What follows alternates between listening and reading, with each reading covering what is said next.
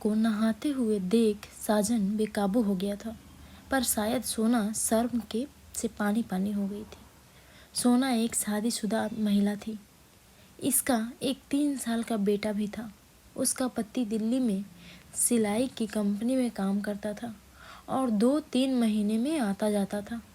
सोना घर का सारा काम साजन नाम के लड़के से करवाती थी। सोना एक चुलबुली औरत थी और वह खाने पीने की बहुत शौकीन थी।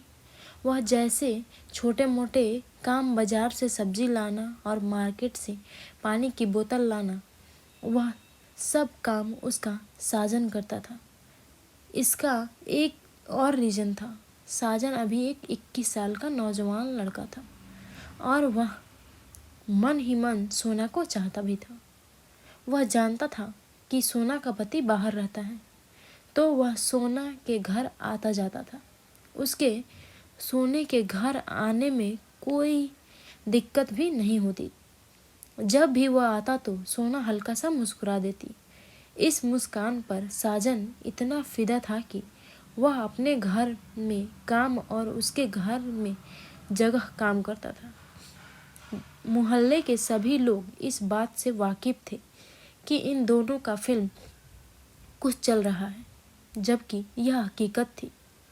साजन और सोने की नज़र संबंध थे और वह रात में हमेशा दोनों एक हो जाया करते थे। साजन के माता पिता ने उसको बहुत रोका था कि बेटा घर पर रहो, अपना काम करो, अगले महीने आपकी शादी होने वाली। तो साजन ने सब मना कर दिया था कि पापा अभी रुक जाओ, जब करनी होगी तब हम बता देंगे। उसके माता पिता थक हार कर बैठ गए थे, क्योंकि सोना ने उसको पूरी तरीके से अपने कब्जे में कर रखा था और उन दोनों की लव स्टोरी एक राजधानी एक्सप्रेस की तरह चल रही थी। सुबह का टाइम था, करीब 8 बज रहे थे और साजन अपने घर पर सो रहा था। सोकर जल्दी से उठा और ब्रश किया और कपड़े पहनकर निकलने लगा तो उसकी माँ को बोली, बेटा कहाँ जा रहे हो? साजन बोला, अभी आ रहा हूँ। माँ बोली, कहीं मत जाना, आज बापू घर पर नहीं है, तो जानवरों का चारा तुम्हें ही करना है। साजन चिल्लाया, अभी पूरा दिन पड़ा है, और यह बोलकर घर से बाहर निकल गया। वह सोना के घर पहुंच गया था और सोना भी बिस्तर पर पड़ी हुई थी। बिस्तर पर पड़ी हुई देख सोना को साजन थोड़ा सा मुस्कुराई और उसके पैरों के पास बैठ गया। उठो जानेमन, सुबह के 8 बज गए हैं। सोना हल्की सी करवट लेकर थोड़ा सा अंगड़ाई ली और उठकर बैठ गई। उसने खुली आंखों से देखा था तो साजन उसके पैर के पास बैठा हुआ था और सोने की चोली को झुकाव एकदम साजन की नज़रों के सामने था, जिससे चोली का नज़ारा कुछ ज़्यादा ही रोमांटिक था। यह बात सोना नोटिस कर रही थी। जानती थी कि साजन को इन्हीं बातों से ज़्यादा लगाव है, इसलिए वो हमेशा ढीले वाले कपड़े पहनती और साजन को अपना बना कर लिया था। क्या बात है मैडम, आज तो बहुत रोमांटिक लग रही हो और काफ़ी स्मार्ट लग रही हो। साजन की ये मीठी मीठी बातें सुनकर सोना हल्का सा अंगड़ाई ली और मुस्कुरा कर बोली, अच्छा मस्का लगा रहे हो? तुरंत साजन ने बोला, नहीं, आज तो एकदम पटाखा लग रही हो। मन तो कर रहा है कि अपनी माचिस लगा दूं और यह पटाखा लग जाए। अच्छा, इतना खूबसूरत लग रही हूँ तो देर किस बात की? सुबह की तन्हाई और मेरी अंगड़ाई सारी दूर कर दो। वैसे भी तुम 3 दिन से कुछ भी नहीं किया, सिर्फ मुझे देखते रहते हो। मैं तुम्हें प्यार तो कभी करते ही नहीं। सोना की ये बात सुनकर साजन के मुंह में जैसे पानी आ गया। थोड़ा सा आगे सरक गई और सोना के बराबर लेट गया।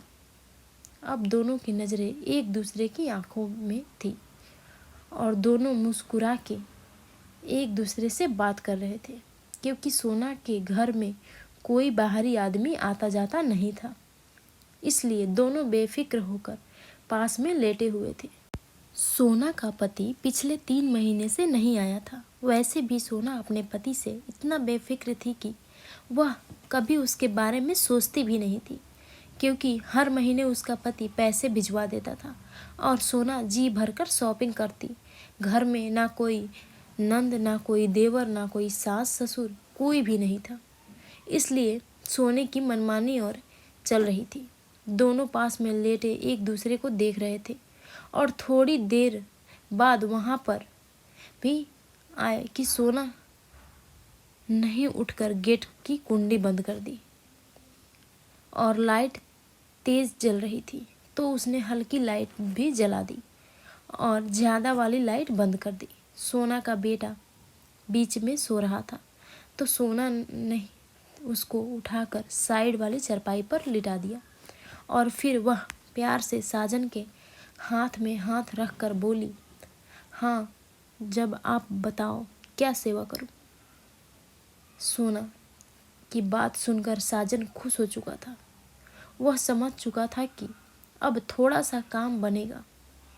इस बात पर सोना बहुत प्यार से वह नाटक शुरू कर दिया, जैसे कोई लव स्टोरी का सीरियल चालू हो गया है और वह दोनों इस सीरियल के किरदार हो।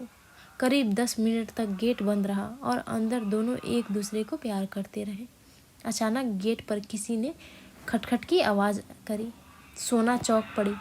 आज तक कोई उसके गेट तक नहीं आया था। अचानक कौन आ गया? सोना ने अपना ब्लाउज़ वगैरह ठीक किया और जाकर गेट खोला तो देखती है कि गेट पर उसका पति पीछे बैग टांगे हुए खड़ा था। सोना यह देखकर हैरान रह गई, क्योंकि साजन अभी भी बिस्तर पर बिना कपड़ों के लेटा हुआ था। उसका पति जैसे अंदर घुसा था, उसने वह नज़ारा देखकर उसकी आंखें फटी की फटी रह गई। उसकी आंखों में गुस्सा और खून एकदम साफ झलक रहा था। उसने सोना को बिना पूछे उसे साजन से पूछ लिया, तुम कौन हो? अब साजन क्या बोलता। उठकर खड़ा हुआ और अपने कपड़े वगैरह ठीक किया और वहाँ से चलना भी उचित समझा।